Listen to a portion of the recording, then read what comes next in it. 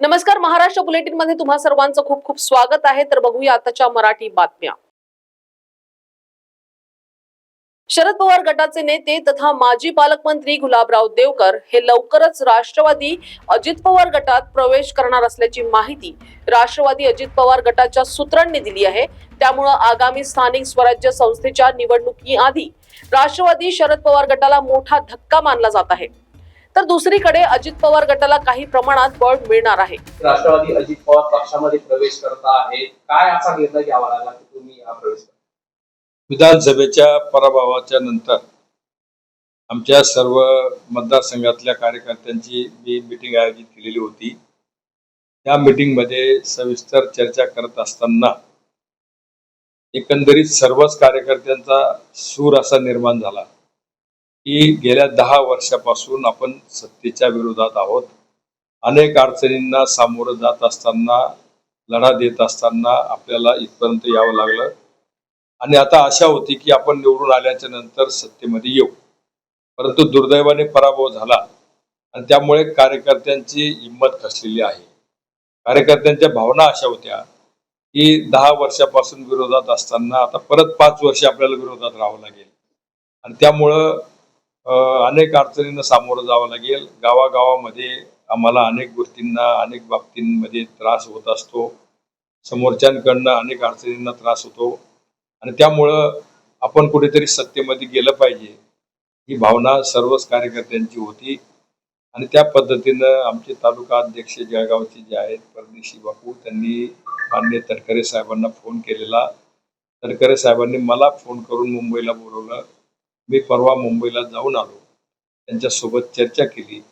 मला त्यांनी सांगितलं की मी माननीय अजितदादा पवार साहेब आणि प्रफुल्ल पटेल साहेबांच्या सोबत पण चर्चा केली। जिल्हा मार्केटिंग फेडरेशनच्या शासकीय धान खरेदी केंद्रावरून आतापर्यंत 16,159 शेतकऱ्यांनी 5,59,385 क्विंटल धानाची विक्री केली आहे। या शेतकऱ्यांनी विक्री केलेल्या धानाची एकूण किंमत 128 कोटी 65 लाख रुपये आहे। धान खरेदी केंद्र सुरू होऊन आता महिनाभराचा कालावधी लोटला असला तरी पोर्टल अपडेट न झाल्यानं शेतकऱ्यांचे चुकारे थकले आहेत। शेतकऱ्यांना हमी भावापेक्षा कमी दर मिळू नये यासाठी शासनाची एजन्सी म्हणून जिल्हा मार्केटिंग फेडरेशन आणि आदिवासी विकास महामंडळ शासकीय धान खरेदी केंद्रांवरून धान खरेदी करते। यंदा धान खरेदीला महिनाभर उशिरानं सुरुवात झाली, त्यामुळे अनेक शेतकऱ्यांनी गरजेपोटी हमी भावापेक्षा कमी दरानं खासगी व्यापाऱ्यांना धानाची विक्री केली।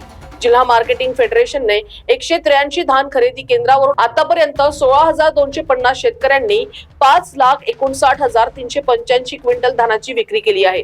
विक्री केलेल्या धानाची एकूण किंमत 128 कोटी 65 लाख रुपये आहे।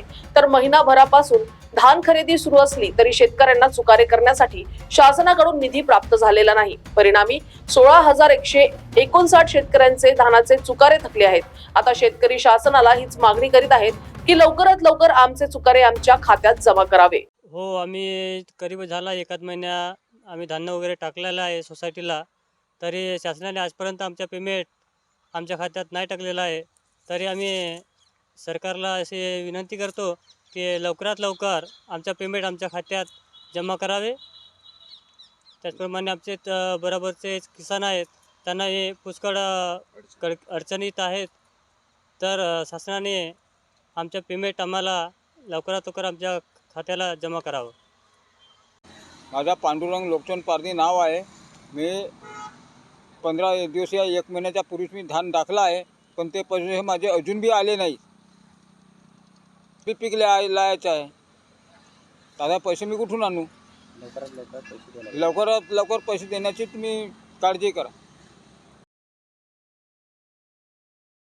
यवतमाळ जिल्ह्यातील काही केंद्रांवर सीसीआयनं कापूस खरेदी सुरू केली आहे। आतापर्यंत शेतकऱ्यांनी आपला कापूस खेडा खरेदीत कवडी मोल दरात विकला जात आहे।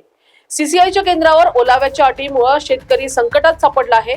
ओलावा असल्याचे कारण सांगून वाहन परत केले जात असल्यानं संताप व्यक्त होत आहे। त्यामुळे अट शिथिल करण्यात यावी अशी मागणी शेतकऱ्यांकडून करण्यात येत आहे। 3 पावसाळ्यात अतिवृष्टीमुळे शेतकऱ्यांच्या पिकाचे नुकसान झाले। सोयाबीनचा उतारा कमी आला, बाजारात मालाला भाव न मिळाल्यानं लागवड खर्च निघाला नाही। शेतकऱ्यांची भिस्त कापूस पिकांवर होती। कापूस निघून घरात आला, परंतु सीसीआयचे कापूस खरेदी उशिरा सुरू करण्यात आली। बहुतांश शेतकऱ्यांनी आपला कापूस कवडी मोल भावात खेडा खरेदीत विकला. हमी भाव 7,521 रुपये असताना खेडा खरेदीत व्यापाऱ्यांनी 6 ते 6,500 ते 7,000च्या आत खरेदी करून शेतकऱ्यांची लूट केली आहे. सीसीआयचे केंद्र सुरू झाल्यास दिलासा मिळेल अशी अपेक्षा होती, परंतु केंद्रांवर कापूस घेऊन आल्यास ओलावा तपासला जात आहे. 8 ते 12% ओलावा बघून कापसाला भाव मिळत आहे. ओलावा जास्त असल्याचे कारण सांगून वाहन परत पाठवले जात आहे. सध्या हिवाळ्यात थंडी पडत असल्यामुळे दवामुळे कापसात ओलावा आहे याचा फटका शेतकऱ्यांना बसत आहे. कापसाला मिळणारा भाव आणि शेतकऱ्यांनी लागवड केलेला खर्च यात कोणत्याही प्रकारचा ताळमेळ बसत नाही. ओलाव्याची अट शिथिल करून कापसाला 10,000 प्रति क्विंटल भाव देण्यात यावा अशी मागणी शेतकऱ्यांकडून करण्यात येत आहे. शेतकऱ्यांना काही अडचणी आल्यास माझ्याशी संपर्क साधावा. कापसाला भाव नाही, सीसीआयची कापूस खरेदी सुरू झाली आहे. योग्य भाव मिळावा यासाठी विधानसभेत मुद्दा उपस्थित करण्यात येईल. कापसात ओलावा असला तरी वाहन परत करू नये असे निर्देश देण्यात आले आहेत. 3 वर्षापासून कापसाला भाव मिळत नाही. हिवाळा असल्यानं कापसात ओलावा राहत आहेत, तर शेतकरी पाणी मारत नाही. 8 ते 12% ओलावा तपासून भाव दिला जात आहे. 6,700 ते 6,800 रुपयात होणारी खरेदी परवडणार नाही. सीसीआयच्या केंद्रांवर ओलावा असल्याचे सांगून वाहन परत पाठवले जात आहेत, तर कापसाला 10,000 रुपये भाव देण्यात यावा. वणी तालुक्यात 3 ते 3.5 लाख कापसाच्या गाठी तयार होतात. 8 ते 12% ओलावा असलेला कापूस खरेदी केला जात आहे. त्यानुसार भाव दिला जात आहे. ओलावा वाढल्यास भाव कमी होतो. वाहन परत पाठवले जातात. कापूस विक्री केल्यावर 5 दिवसात आधार बेस शेतकऱ्यांच्या बँक खात्यात पैसे जमा केले जाते. मी या संदर्भात एवढंच सांगणार की सर्व शेतकऱ्यांना माझी विनंती राहील की कोणतीही अडचण आली तर मी तुमच्या पाठीशी आहो. या ठिकाणी शेतकरी वर्ग जास्त आहे आमच्या वनी विभागात, आणि अशा प्रसंगी जे काही आता कापसाच्या भावाला आपल्याला जो भाव पाहिजे होता तो मिळून राहिला नाही. सीसीआयने जो रेट काढलाय तो रेट आम्हाला मान्य नाही, परंतु आज प्रायव्हेटमध्ये आपण गेलो तर प्रायव्हेटमध्ये याच्यापेक्षा कमी असल्यामुळे आपण सीसीआयकडे वळत आहोत. परंतु आम्ही शासनाला आमची विनंती राहील की शेतकऱ्याच्या कापसाला हा योग्य दर मिळाला पाहिजे. 9,000 10,000 रुपये कापसाला भाव मिळाला पाहिजे. त्याची मागणी आम्ही विधानसभेत मांडणार आहोत. आणि माझी सर्व यांना विनंती आहे की आज ज्या पद्धतीने आपण या ठिकाणी कापसाचं नियोजन या ठिकाणी केलं आहे, रजिस्ट्रेशनचं नियोजन केलं आहे. कारण तर आपण बघितलं असेल 2004मध्ये आपल्या इथं एक शेतकऱ्याला गोळी लागली होती आणि तो मृत्युमुखी पडला. वर्षी जवळपास वनी मार्केट कमिटी म्हणजे पूर्ण वनी क्षेत्रात 3 ते 3.5 लाख गाठ बनतात. आणि शेतकऱ्याची संख्या एक्झॅक्ट सांगता नाही येणार, तरी 7 ते 8,000 शेतकरी येऊ शकतात. आणि त्याच्यानंतर जे आहे आपलं हे मॉइश्चर 8 ते 12% आपण CCIमध्ये खरेदी करत आहे. 8% ओलाव्याचे भाव आहे तर 75-21 रुपये. त्यानंतर जसजसा ओलावा वाढत गेला 1-1%नी तर तसं 1-1%नी भाव कमी होत जातात. तर 12%पर्यंत घेण्याची अनुमती आम्हाला आहे. 12%पर्यंत आम्ही कापूस घेऊ शकतो. नाही गाडी 12%च्या वर मॉइश्चर आला आहे ॲव्हरेजमध्ये. 12च्या वर जर आला आहे मॉइश्चर कापसामध्ये पूर्ण तर गाडी परत पाठवण्यात येते. ऑनलाईन प्रक्रिया ही चालूच राहणार आहे, कारण कापसाचं जे पेमेंट आहे शेतकऱ्यांचे कापसाचं जे पैसे येतात ती आधार बेस सिस्टीमनी पैसे येतात त्यांच्या बँक साहेब, माझं नाव जमीर खान जान मोहम्मद का पठार, वाढवणा बाजार येथील शेतकरी आहे. आणि सध्याची स्थिती कापसाची अशी आहे, आजपर्यंत 3 वर्षात कापूस न परवडणारा विषय आहे कास्तकाराला. आणि त्याच्यातही आता यावर्षी शासनाची CCIची खरेदी चालू झाली. CCIची खरेदीची अट अशी आहे का मॉइश्चर कापसामध्ये 8 ते 12%च्या अंदर पाहिजे. आणि त्याच्यातही 7500 रुपये हमी भाव आहे. तोही लागण याची शाश्वती नाही. आणि खरीददार जे आहे ते घ्यायला तयार नाही आहे. आणि त्याच्यात सध्या आता हिवाळ्यात दिवस असून कापसात ओलावा आहेच.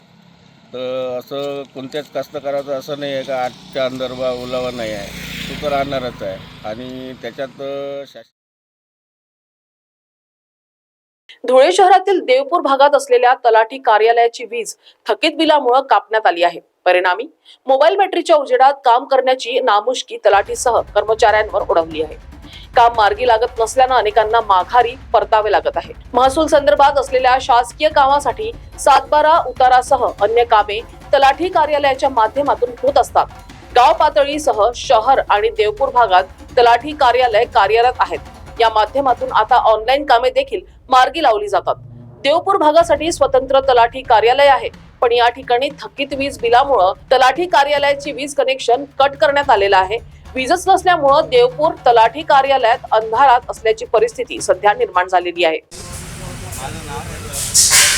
उतारा घ्यायला आलो होतो, लाईट नसल्याने उतारा भेटला नाही. त्याच्यामुळे 4-5 दिवसा वाचला फिरतोय. तसंच येतं लाईट नाही आलेली, ते कारण सांगून आम्हाला घरी जायचं आहे. तर आता इथलं लाईटाचं काय नियोजन त्याचं सरकारने करायला पाहिजे ही विनंती आमची आली. आम्हाला उतारा लवकर भेटाल तर आमची कामं आडून केले जातात. काय नाव तुझं? निलेश पाटील. सालाबाद प्रमाणे यंदा देखील चंपाषष्ठी निमित्त सिन्नर तालुक्यातील मनेगावचे ग्रामदैवत खंडेराव महाराज यात्रा उत्सवाला सुरुवात झाली असून पहाटेच्या सुमारास खंडेराव महाराजांच्या मूर्तीला अभिषेक केल्यानंतर वाजत गाजत गावातून खंडेराव महाराजांची पालखीसह कावडी मिरवणूक काढली. यावेळी शालेय विद्यार्थिनींनी झांजचे प्रात्यक्षिक सादर केले. येळकोट येळकोट जय मल्हारच्या जय घोषामध्ये मनेगावाची यात्रा उत्सवाला सुरुवात झाली असून महाराष्ट्राच्या कानाकोपऱ्यातून या ठिकाणी भाविक यात्रेला हजेरी लावत असतात. संध्याकाळी भव्य अशा 12 गाड्यांचे देखील आयोजन करण्यात आले असून सकाळपासूनच भाविकांची खंडेराव महाराजांच्या दर्शनाकरिता गर्दी बघण्यास मिळत आहे. आज 7 डिसेंबर 2024 रोजी आमच्या मनेगाव दोंडीर नगरची यात्रा मोठ्या उत्साहात या ठिकाणी पार पडत आहे. या ठिकाणी गंगेचं पाणी आणून कावडी मिरवणूक याचा कार्यक्रम या ठिकाणी चालू झालेला आहे. सवाद्य अशी मिरवणूक गावातून निघालेली आहे आणि ते पाणी नंतर खंडेराव महाराजांना टाकण्यात येणार आहे.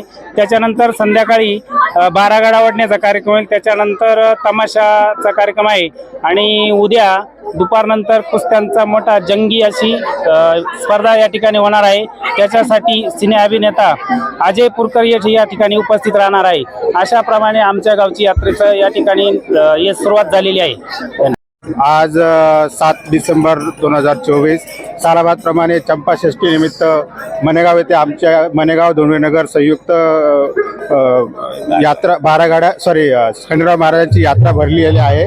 सकाळपासून आज मोठा माहोल जमा झालेला आहे आणि सर्वांप्रमाणे पालखी पूजन झालेलं आहे, मूर्तीचं पूजन जलाभिषेक झालेला आहे आणि आताच या कावडी वगैरे निघालेला आहे. संध्याकाळी 12 गाड्यांचा कार्यक्रम असणार आहे आणि त्याबरोबर एक तमाशाचा एक लोकनाट्य तमाशा पण होणार आहे फ्रीमध्ये. मधुकर पिचड यांच्या निधनानंतर आज त्यांचं पार्थिव अकोले शहरातील त्यांच्या पक्ष कार्यालयापुढे ठेवण्यात आले होते. या ठिकाणी हजारोंची गर्दी त्यांच्या चाहता वर्गांची दर्शनासाठी झाल्याची पाहायला मिळाली. यावेळेस पिचड साहेब अमर रहेच्या घोषणा परिसरात देण्यात आल्या. तर महाराष्ट्र बुलेटिन मध्ये सध्या एवढंच. पुन्हा भेटूया नवीन बातम्यांसह. बघत रहा महाराष्ट्र टीव्ही 24. नमस्कार. इस खबर के प्रायोजक है शिवशंकर आयुर्वेदिक क्लिनिक। अनुभवी डॉक्टर्स से सज्ज, सभी प्रकार के आयुर्वेदिक दवाइयाँ मिलने का एकमात्र स्थान।